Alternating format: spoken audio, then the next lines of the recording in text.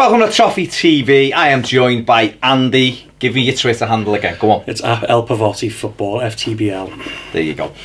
This video is sponsored by OneFootball, the app that keeps you up to date with all the latest transfer rumours, stats and scores all in one place to download the app. Click the link. He is back by popular demand. And on today's show, we are going to talk about centre forwards. Basically, because everyone who watches this knows that I just love centre forwards. We need a centre forward. And there's obviously, it's the football bingo at the minute, isn't it? It's names, getting bounced around, and let's be honest, we moan about it, but we love it as well, don't we? Yeah, we love. Well, that's what keeps me in business. Well, it's keeps everything ticking over, doesn't it? There's no footy, so we're like, how? Because everyone, I think at this time of the year, everyone's constantly thinking, how can we get better for next season? Yes, the excitement part of it, everyone's trying to get better. Like, you look at what you're missing, what you're trying to fill, and obviously Everton have got ambitions to get the top 6 next season, I'm guessing. So obviously we're looking at those players to take us to the next level. The excitement it'll create before the season, that's what we're looking to do. That's it, isn't it? So we're going to go through a few of the names that have been linked with us. So let's get into it. Let's begin. We're going to begin with, I've written it differently on this list here, and we're going to start with Adolfo Gaich, who is a Argentinian under-20 striker. This one's probably on the AL scale, out of 10 it's probably a 5, just for the fact of it falls alongside the Sosa stuff, doesn't it, work permit. But tell us a little bit about Adolfo Gaich. He's 6'3", mobile striker, plays for San Lorenzo in the Argentinian Super League. He's a good striker, but he reminds me very similar to Dominic Calvert-Lewin. He's like very mobile, gets around the pitch, puts pressure on the defenders, good hold of play. With differences between him and Dominic Calvert-Lewin, a bit more of a natural finisher, takes a bit tiny, but better positions at times. Again, though, he's not someone who's going to walk into your first team and start. There was, as you say, plus the work permit and possible issues. It's sort of, as you say, 5 out of 10. If you watch him in the Under-20 World Cup or the Sudamericana, which is the South American Under-20 Championships, he really impressed. I think that's where brands, Silva and others have probably looked at him and thought he could do a job in the Premiership. But he wouldn't walk in and be your number one striker. He's sort of a player like, if you brought him and Dom in and they played 19 games each, then maybe that'll work out. But he's sort of a one for the future sort of player. Yeah, I mean, I've seen him in the European Championship, the World Championship. He got 3 goals in the 4 games for Argentina, didn't he? And he's a big lad. He is a big unit. Himself about, and like you say, he's got decent movements as well, which was impressive, right footer. But I looked at him and just thought he looks like potential. He really does. But I'd put him behind Dom at the minute. He would. He's not as refined at times. No, he's still a bit erratic, really. He sort of runs with his head down, doesn't pick his head up sometimes. But there's little, as you say, it's more potential in the fact that you can see little bits. They're just little smarts, and it's not the complete player. He's going to have to adapt if he ever came to the Premiership. So of course, Dominic Calvert-Lewin goes straight in. He's ready to play, but it's just. He needs that. It'll take time. In 2 or 3 years, though, probably going to be a really good striker. It depends where he moves to, which coaches go under. I wouldn't stay in Argentina too long if I was him, because it tends to get stale after a couple of years there. I mean, he got 3 in 15 for San Lorenzo, didn't he? But again, he's a young lad going into that first team football, and I think the reason why I'm saying he's behind Dom is because I think what I'm looking for with Everton is someone who's going to come in and potentially just take over from Dom. That's what he needs, and he's not that age yet. Drag Dom up to the next level as well. So he looks like a good player, don't get me wrong, and I think we were just talking off camera before in terms of saying a signing like this, of maybe if you could get him now but leave him, go back and grab him in. You're looking for him a year's time, then you might be a year on. You'd like him to play in more Argentinian league games, like he's playing the Copa de Libertadores or the other one, I can't remember, the other UEFA Cup version, I think it's the Sudamericana, I think it's called. But if he plays in them sorts of games, get a bit more experience, irons out some of his flaws and that, then he'd be more ready to come in and play and make more of an impact. But until then, it's one of those, Because his buyout at the moment is $15 million US. Similar to Sosa's, So again, but like I said before, the work permit thing with it as well. They're not going to get a work permit first time because they haven't played any international football. So then it comes down to your appeal system, and then it gets a bit dicey depending on fee, wages, and things like that. So it just depends. I think you'd be chancing your hand if you tried to get 2 of them over the line this summer. You want more, and I think Everton fans probably more would want, and me myself, someone as you say, to come in straight away. Gaich just someone to go, we're getting a young player who's going to be good in a couple of years, but you still need them others. So if it was just them two, Dominic Calvert-Lewin and Adolfo Gaich, we need more than that, really. Yeah, I think so. If we're going to push higher up, when you look at the teams, the strikers in the top 6. Yeah, they're just fantastic, aren't they? You've got to look at get one who can possibly do that job. Just before we move on, who's this player that Watford signed for £2 million in Liverpool? Now João Pedro. He's another one. He's left there. Yeah, he's fantastic. Like he scored, I think 7 and 10 this season already. Yeah. He's. I think they've done the deal so he can come in January. Yeah. I'm not too sure on the work permit with him at the moment either. There is supposedly, I don't know whether this is true or not, like there is supposedly a deal where if someone pays 30 million, he gets out of the Watford deal. So I think Watford will get some sort of money from They'll that. get a kickback from it. But basically the money would be then, he'd go to, if it was Liverpool, hopefully not, as I said. But yeah. But he said work permit's still going to be a problem though. He needs to play more games before he got work permits. Yeah. Just seeing it the other day and was like, wow. He's fairly good. But that's showing you though, isn't it, that these deals are there to be done. Yeah, you need to be smart. Yeah, like a lot of people haven't bought from source in the past. Like we've you tend to let them go to Germany, Spain, Italy. Then you're paying double, treble your price. Where you could have got them for 4 million. You're now paying 40 million for the same player. That's why you just like we were talking. I did a scouting report the weekend on Sangari. He plays for Toulouse now, like Diop did for West Ham. We will be talking about Sangari in a bit. Okay, we're going to do that on a different one because I know that. You wax lyrical about him. But for example, him though, you buy him for Toulouse, it's 20 million. If you've been to Lyon, talking 50, 60. So that's you've got to buy from source. Yeah, definitely, and there's certainly something to that. On to our next one. This player is playing in France. Portuguese striker Rafael Leao. Yeah, I can't. Leao, is it? Yeah, he's the Leao. Yeah. I wax lyrical about this lad. For me, I'll make the statement on camera. I think in a couple of years' time, he'll be one of the 10 best strikers in the world. I'm really serious about that. I know that's Marcel, you heard him. Just buy him. Yeah, but the reason is he's only 19. I know he scored 8 goals. He got 8 last season. But the number of minutes he played were like So I wouldn't say like it was like he played the whole season and only scored 8 goals. It was like short. He only played just over 1,000 minutes. But the instincts of the lad, like you watch him in the Under-20 World Cup, like he'll take a touch, take away 2 defenders with the touch, create space for the shot. It's instinctive. It's like an Aguero or a Kane, where you can make that half yard and get the shot off. Yeah. Whereas, I'm not criticising Dommy. He's a good centre forward, but the instinctiveness of like Leao, where he can make that half yard, get the shot off, or to go past the player, like Dominic's still not quite there yet in that front. And this lad is like a pure natural ability. So in 2-3 years, when he's actually caught up to where his potential is going to be, he's just going to be a fantastic player. He's been likened to Kylian Mbappe by some people in France. He's bigger and stronger though. Like he's a proper centre forward. Yeah, he's a proper centre forward. And if you if to fit that, they played 4-2. They played the same system to us last season. They played 4-2-3-1 with Nkone behind, Leao at times. And they played another striker up front as well. So he's used to playing that system. So he'd be perfect in that system. Now you have to pay 35 million for a 19-year-old, and obviously he is still a bit raw at times. But he'd score goals. He can score goals. You put the ball on his feet, he'll make that yard. Like the goal he scored the other day, I think it was in South Africa. Takes a touch, takes 2 defenders out, and just puts to the corner. You know what I mean? It's just such a good player, such a good striker. I've seen some of his goals. Obviously, his control's excellent. His control, great movements. Yeah, really. Just a natural striker. Just on that, came from the Sporting Academy. I think they got like 4 million for him because of all that fallout over the place. He got a nominal fee because of what had happened with Sporting, didn't he? And Everton should have been all over him. Yeah, I think that people want to avoid. A lot of English teams seem to avoid that, apart from Wolves with the strange agent situation. But yeah, he is like the type of striker that we should have been looking at from source. Now you're paying 35-40 million for him.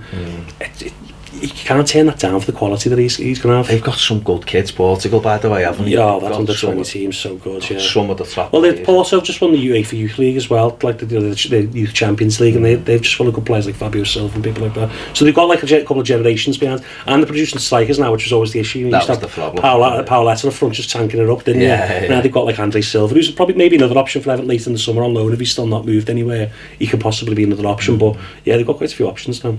I mean, is Leao one you would spend the money on? It's all day. I'm not director for head of recruitment, but if I was, like, to me, watching him, I spent a lot of time watching him. He is a class act, and he's someone who could say he score. I'm not going to say he's going to come in and score 20 goals in the Premier League, because how many people score 20 goals in the Premier League, but he's someone who in a couple of years' time is going to be able to make. He's going to be a match winner, which is what you need and what you want. Yeah, I mean, I like the look of him. Like you say, great movement.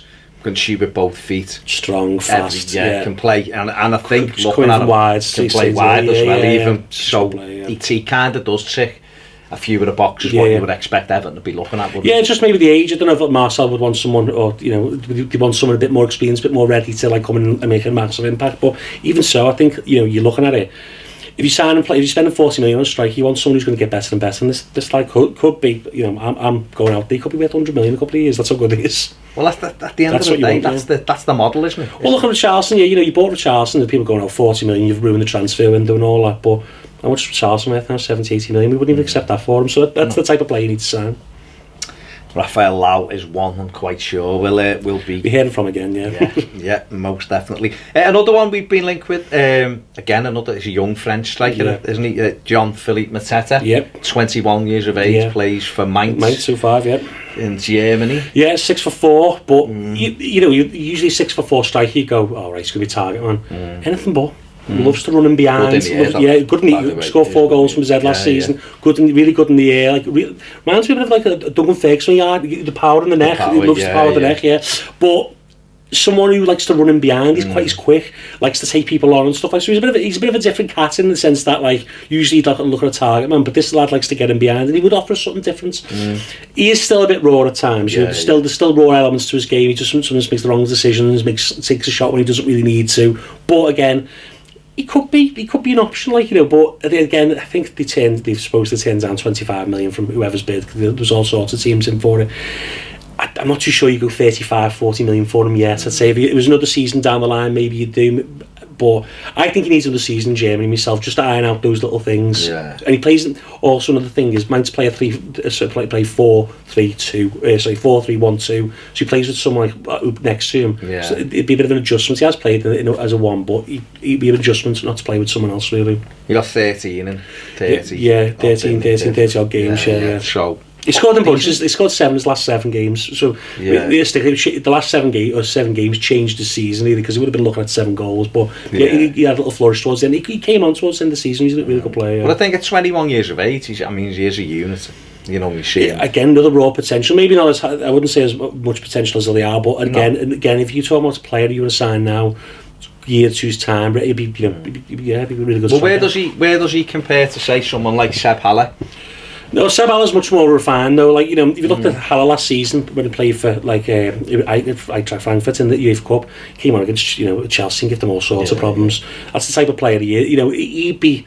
I think I've said this before. I did a couple of pieces in March and in April. Haller would be tops for us. He'd be a really good player. Yeah, I think so. If you're looking, you're looking to make use of Digne's crossing, Dean's crossing. You're looking possibly Seamus Coleman or again at the right back. You need someone with that presence in the air in the middle, and also someone who can hold up. But he's also a good runner. He's also full of running. So he's got all the things that you need for a striker. He takes up good positions. Again, he played in the 2, but he's also played in the 3. So he takes some of that adaptation. But again, I think he can play that role really. And I think that is not the best striker we can get. Obviously, we can probably try and get better. But I think for us, that's the sort of level that we're looking at as our top level, sort of Seb Haller, and that's what we should look at really. I think the biggest question I would say for these kind of strikers is, do they work hard enough? Because I think when you've got Richarlison one side and Bernard the other, you've got no worries about their work rate. No, you haven't. No. They put loads in. So if you've got the lad in the middle doing the same, that's why with Dominic Calvert-Lewin's had so much success. That's why the model of the team works. So much success. That works well against your big teams, because they're not. But against a team where teams playing the low block, which is 2 banks of 4. That doesn't work as well, because they're just going to get rid of the ball. So against the Burnley, we know we beat Burnley 5-1 last season, but against the Burnley, for example, Dominic Calvert-Lewin, he needs a bit more of a cuter striker. Work rate's one thing against them teams, but you need someone who's going to cause them problems. But I just think what I meant was when we seen Spurs away, say the last day when we didn't have Calvert-Lewin or Richarlison. Total some examples of the same. It changed the team changed the way it played because of that too. Because it wasn't, we didn't have all the pieces in the right places. So would one of out of these strikers we're talking about, have you got any worries about any of them doing. Mateta needs to work. Mateta needs to work hard. Gaich does work quite hard. He just shakes the front man. Leao needs to probably work up his work rate. But then again, I think Silva's going to get them in. I think they'll have looked at that, and I think he's got potential. They do all of them press because the modern game's all about pressing. Yeah, but of course. there's certain strikers that press more than others. You look at Dominic Calvert-Lewin, he's just chasing. You maybe I don't know, in tandem or something different. But yeah, that's something they've looked at. I think out of the three we mentioned, Haller's used to pressing, Hutter pressed, so did Kovac before him at Frankfurt. I'd say Haller and Leao be your two who are ready to sort of come in. To go into that system. Yeah. A player who isn't on there, but you just mentioned, obviously, Andre Silva, who's been kicking around. Yeah. I mean, we were linked with him last year. He went for a lot of money to Milan, didn't he? Yeah, it was 30 odd million. And it didn't work out for him in the Serie A, but I always say to people when they go, oh, he's not worked out in Serie A. Serie A is the hardest league for strikers to go, so it's so tight, the defending's so smart, teams sit deep, so there's not a lot of space to play into. So it can be very, very difficult for young players to go into. Then he's gone on loan to Sevilla at the start of last season, scored a load of goals initially, and then it died off for him again. So I'm not too sure what's really he's got all the talent in the world again, but I mean, what's his biggest attributes for anyone who does? It's his skilling around the box. He make similar to Leao, he can make space big. He's a big lad himself, but he's also very skillful. He can also carry the ball, take defenders on, score goals. The problem is, again, he needs service, and he's, I don't know, at the time with Silva, they thought him and Ronaldo were going to be like this pair for Portugal, where they were going to take, but he seems to have slipped away. He's not even in the squad, I don't think, for the Nations League. So he'd been option on loan. There's Mariano Diaz as well, who's at Madrid. He scored loads of goals for Lyon. He'll be available on loan later in the summer because they're obviously signing all sorts of players. So them type of players will be available on loan. It's where the brand sees their value in.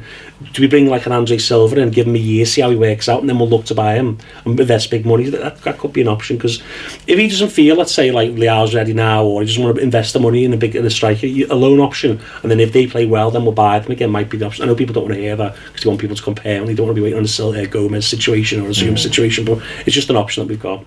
I suppose that what you can try to do is get the buy-in, the buy. Well, that's what we need to do better, yeah. I think Barcelona didn't want to do a buyout clause for Gomez because they thought, we'll get a bit more here. If he does well at Everton, we'll get a bit more, but as it's turned out, we've got the advantage now on that front. But yeah, I think it might be a smart move if we can't find a striker he particularly likes, to try and bring in someone on loan who, if they do score goals, we've got a buy option at the end of the season.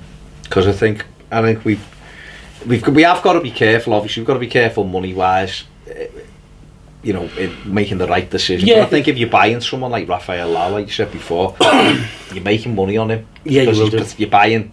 He's very good, but you're also buying that potential. You're buying him in 2-3 years' time. Yeah, and so you're looking and going, well, because that, I know people don't like to hear it, and I don't particularly like it either. But you've always got to think about the selling. You've always got to think I don't like to talk about Liverpool too much, but we'll look at Liverpool. They sold Coutinho for 140 million. They bought Van Dijk, Keita, and who's the other lad?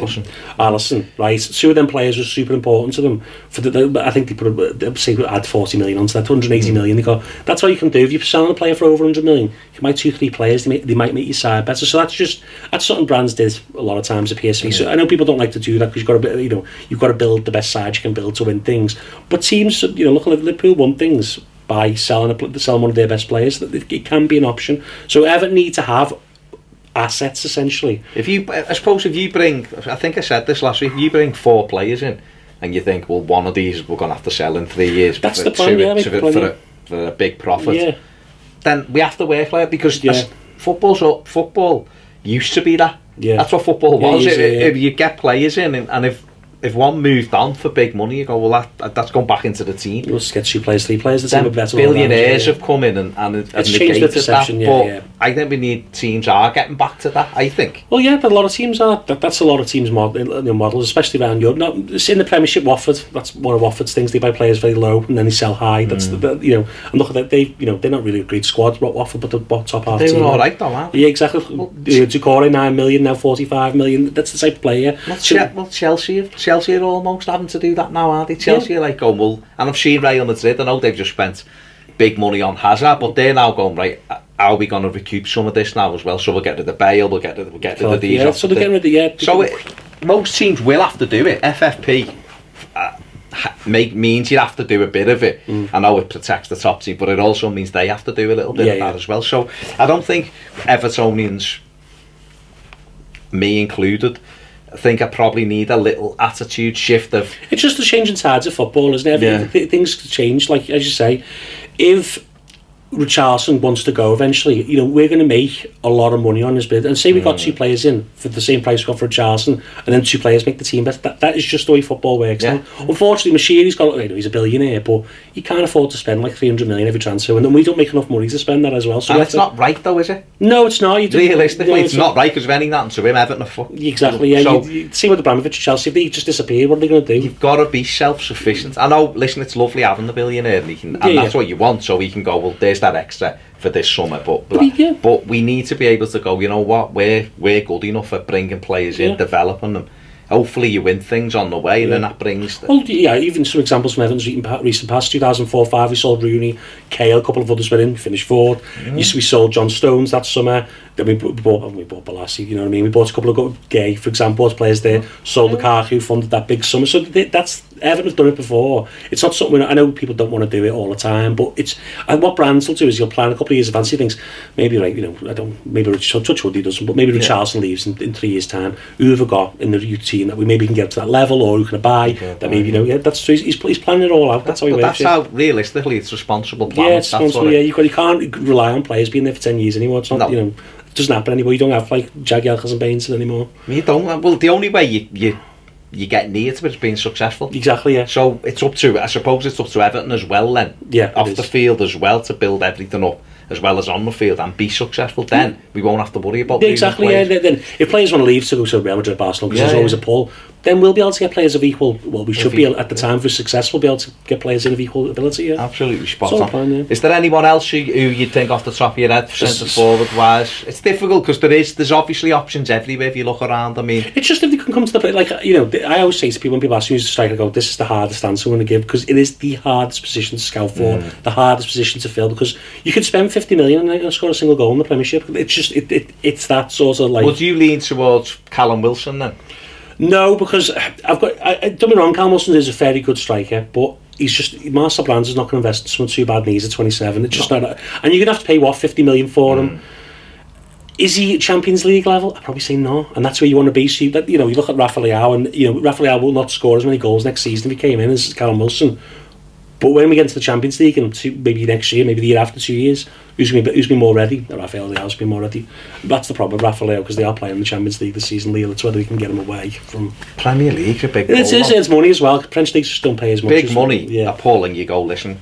Suppose you'd have to cite a sweeten. Yeah, exactly. And say, well, we're going to do this and we're going to do that. I don't mind. I like Premiership strikers, but there's levels to Premiership strikers. There's top 6 level strikers, and then there's the best of the rest.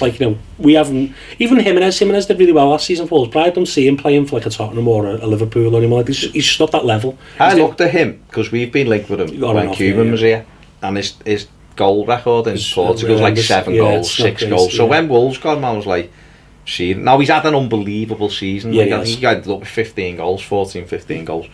Can he do that this year? We don't know. No, he's 28, isn't he? 29. These players come in, Michu come in, and everyone was like, how have we missed him? Yeah. He was unbelievable. And then I think he got about 2 goals. Jelic, Papa Cisse. It can change. The problem for Jelic at the time though was, but that's just what can happen. You can manage. You can more easily change the system. Fellaini, and they didn't go through Jelic then, so that was. But yeah, it can change. But you need them strikers that you're going to be able to buy in. It's hard to guarantee they're going to score goals. That's what you've got to work out, and that's why people do tend to buy from the Premier League or even the Championship. I know we've been linked with Neil Maupay. I'm not too sure he's going to score a lot of goals in the Premier League. No. He's 5'7" as well. You have to be in the right sort of teams playing.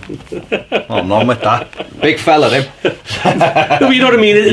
They've got to be lightning at that level. You've either got to be like Bernard skill-wise, or you've got to be lightning. Yeah, there's either or. Yeah. If you're not one of those two at that size, you're not going to. Yeah, exactly. I think he's not. He's quick, but he's not really fast. Yeah. So, and then we've got people like Shea Adams. People like I know people are not that keen on Shea Adams, and because I think it's like you're going to sign a striker, Shea Adams. It's like, but he's a good kid. And I think he'll probably end up going to Southampton or somewhere, and he'll probably score a couple of goals. I think if we want to be a top 6 team, he'd be someone we'd probably sell in a year's 2's time if we signed him now. I look at centre forwards closely. They really do. It's the position I look more than anyone. Yeah. I study the way they play. Yeah. With lads who come to Goodison and playing against us and our own strikers. And I look around the Premier League, and if you take out the top 6, because that's where we're trying to catch, we've probably got as good as anyone else in the league. Yeah, he's an all-round player. Yeah, if you look at Richarlison's he was like the 5th top goal scorer. I know there was a few bunched, but he's in the top 6 goal scorers in the Premier League. Dom needs to be better, but I think technically wise, I think he's quite good. Callum Wilson's decent, don't get me wrong, he is, but like you said, he's 27, he's had a couple of horrendous injuries. I look at him and I don't think if we got him, we'd be in the top. I don't. No, I don't think there's any. I should say this. I don't think people say Vardy, but who's paying 30 million for Vardy at 30? Was he 33 now? Yeah, he's been great. Vardy. He's to be wrong. Look at the record in top 6. I still think Koeman and Walsh should have gone big for him. Probably at the time, yeah. But the problem is though with the risk. You know, they didn't look at this obviously because of the way they bought. But the risk with the Vardy is if you bought him as pace went, that was it. Yeah, but it hasn't yet. But you know what I mean. It could go at any time as you get older, and that's the thing with Vardy. But yeah, we probably should have went for Vardy then. But yeah, because otherwise you're looking at the likes of Troy Deeney, Arnautovic. He's to be wrong, he's very talented, but he's crazy. You know, and you're going down then, and Rondon done a job, and this is where Mitrovic and people go. If this was like about Moisey, there you go. Some of these players, yeah, we'll have them in. But we've got different sites now, and the Premier League's changed. The level of ability above us has got bigger and bigger. So we need to sort of match that by going. Can't just keep buying the best of the rest, because you end up being the best of the rest by buying the best of the rest. You know. I think for where we are, for what we're doing, for the way we want to play, and for the ambition we've got, we need mobile strikers who can get better. That's what we need. Yeah, we do. Unless you can go and get someone out of, look at Spurs. I mean, I'd love Son. Fantastic, all day long. I'd love Son.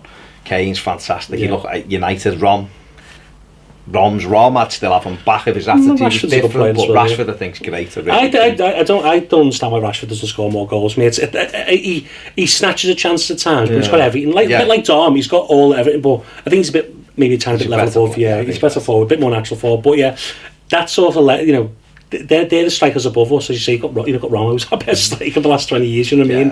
And we need to sort of bridge that gap somehow. What do you make on Tammy Abraham?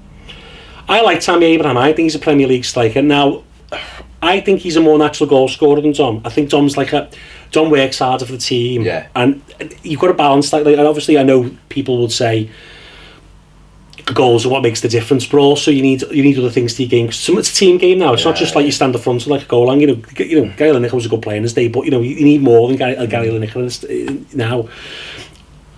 Yeah, I think he'd score goal. I think, people go, he didn't do well at Swansea. He was doing well at that Swansea. He was creating that Swansea team. He lost Sigurdsson. I think he got about 8, didn't he? Yeah, without Sigurdsson in the team, no one was creating for them. He got 25 for Villa, I think, or 26. He got 25 for Bristol City, didn't he? So in 3 years, he scored 60 goals. I think he'd score 10, 15 in the Premier League. If Everton signed him, I wouldn't be upset or down-arsed about it. I think he's a good signing. And, as I say, overall, you need to have goals whether it's off the bench in the first team. Obviously, I think the fan base want something better, and I want something better. I don't think he's a Champions League. Again, I don't think he's a Champions League level striker, and that's when I look at it. I go 2-3 years time, these players could be ready to play in the Champions League or challenge for whatever cups that we're challenging for.